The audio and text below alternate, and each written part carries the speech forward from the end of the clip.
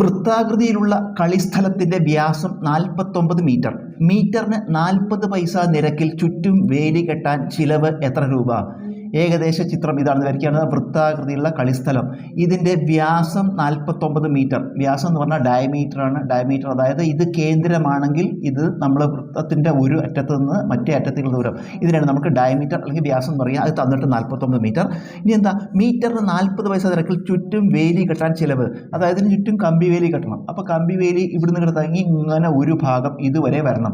ഇതിന് എത്ര കമ്പി വേണം എന്ന് പറഞ്ഞാൽ ഈ നീളമാണ് അല്ലേ. കമ്പി ഇവിടുന്ന് തുടങ്ങിക്കഴിഞ്ഞാൽ അങ്ങനെ ചുറ്റും വേലി കെട്ടുമ്പോൾ ഇതുവരെ കെട്ടണം. അതായത് കമ്പിയുടെ നീളമാണ്. ചുറ്റളവ് എന്ന് പറയുന്നത് എന്താ, കമ്പിയുടെ നീളം പറയുന്നത് ചുറ്റളവാണ്. അപ്പോൾ നമ്മൾ വൃത്തത്തിൻ്റെ ചുറ്റളവ് കാണുക. വൃത്തത്തിൻ്റെ ചുറ്റളവ്, സർക്കംഫറൻസ് ഓഫ് സർക്കിൾ.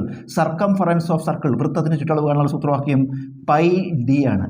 പൈ വില 22/7 ഇൻറ്റു ഡി. ഡയമീറ്റർ വ്യാസം എത്രയാണ്? 49. ഇത് പഠിച്ചെടുക്കുമ്പോൾ 7 7 49, 22 7 ഗുണിക്കുമ്പോൾ 154. ഇത് ചുറ്റളവല്ലേ, മീറ്റർ എന്നർത്ഥം. അതായത് ഈ വൃത്തത്തിന് ചുറ്റളവ് കിട്ടി നമുക്ക്. കളിസ്ഥലത്തിന് ചുറ്റളവ് 154 മീറ്റർ. അതായത് 154 മീറ്റർ കമ്പി വേണം. വേലി കെട്ടാൻ 154 മീറ്റർ കമ്പി വേണം.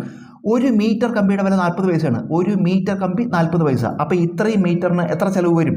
ഒരു മീറ്ററിന് 40 പൈസയാണെങ്കിൽ 154 മീറ്ററിന് 154 ഇൻറ്റു 40 ഗുണിക്കുക. 4 4 16, ശിഷ്ടം 1, 4 5 21, 21, ശിഷ്ടം 2, 1 4 4 2 6, ഈ ഒരു 0, 6660 പൈസ. കാരണം ഇത് പൈസ ഇല്ലേ, മീറ്ററിന് 40 പൈസ.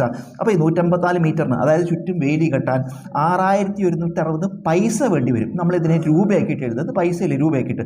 പൈസയെ രൂപയാക്കാൻ നമ്മൾ എന്ത് ചെയ്യും? 100 കൊണ്ട് ഹരിക്കണം. പൈസയെ രൂപയാക്കാൻ 100 കൊണ്ട് ഹരിക്കണം. അപ്പോൾ ഇതിനെ 100 കൊണ്ട് ഹരിക്കുമ്പോൾ നമ്മൾ 2 സ്ഥാനം ഇവിടെ നീക്കിയിട്ടാൽ മതി, കുത്തിട്ടാൽ മതി. 61.60. ഇത് പൈസ ആയിരുന്ന 6160, ഇത് 61.60. ഇപ്പം ഇത് റുപ്പീസ്. ഇതാണ് ചിലവ്.